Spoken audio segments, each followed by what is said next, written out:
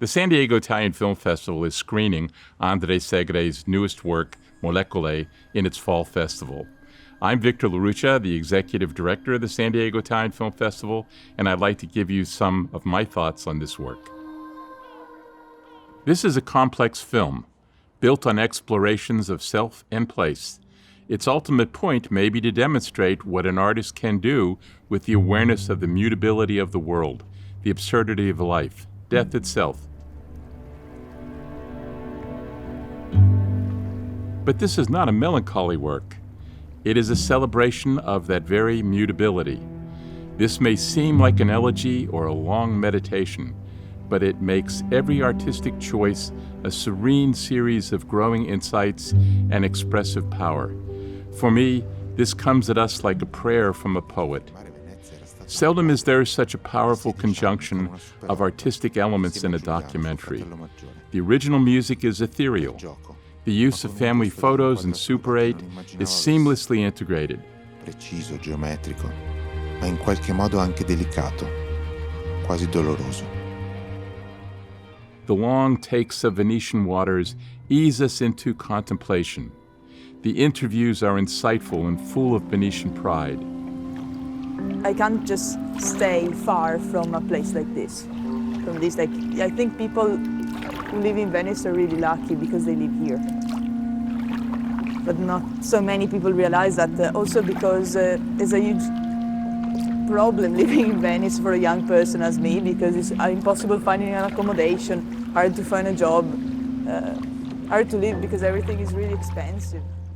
This place, this Venice, home of his father Ulderico, the place that Segre avoided for most of his life, seduces him as his voice seduces us, with serenity, beauty, history, and the sense of big changes. Sommersa da altre vite, da altri mondi. Underneath the smooth surface of Segre's voice, there is a tumult of emotions, history and analysis roiling the depths. Di entrarci dentro e provare a filmare anch'io Venezia. The opening shot is a classical look down the Grand Canal. Sweet, gorgeous, familiar. The music recalls sea creatures sounding the deeper waters nearby. And then the voice admitting to a superficial awareness of Venice as a place, but also as a home to his father. Non ho mai capito se appartengo a Venezia o no. È come se nella vita l'avessi continuamente sfiorata. When the family movies and photos are cut in, they take their place comfortably.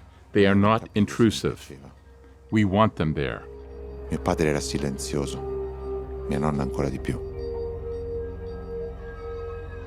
Era come se di quella loro città mi nascondessero qualcosa che non capivo.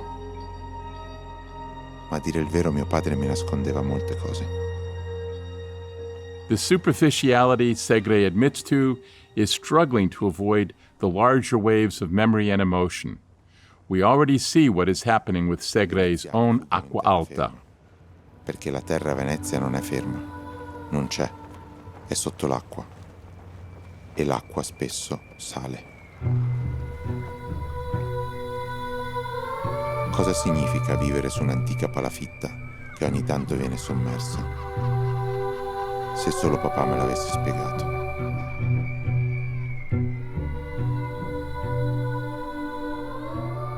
History, however, does not really help, because this voice tells us there is so much more to understand.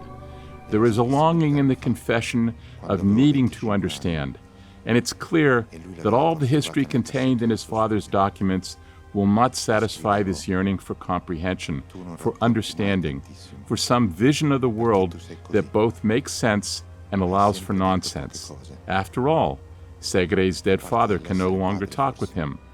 But in that effort to communicate, to make art, Segre begins to find who is being watched and who is watching, and what contemplation finally does in making the nebulous beautiful, where beauty makes its own understanding. This is a film that does not demand you pay attention, But if you do not let yourself flow with the long takes, the melancholy music, the continual attempts to connect the dying Venice with not only the plague but also a long-gone father, you will miss the sweet resolution Segre finds, not only for himself, but for all of us. E io sono d'accordo con te. Making sense of life comes through beauty and art. Molto fragile. Inevitabilmente fragile.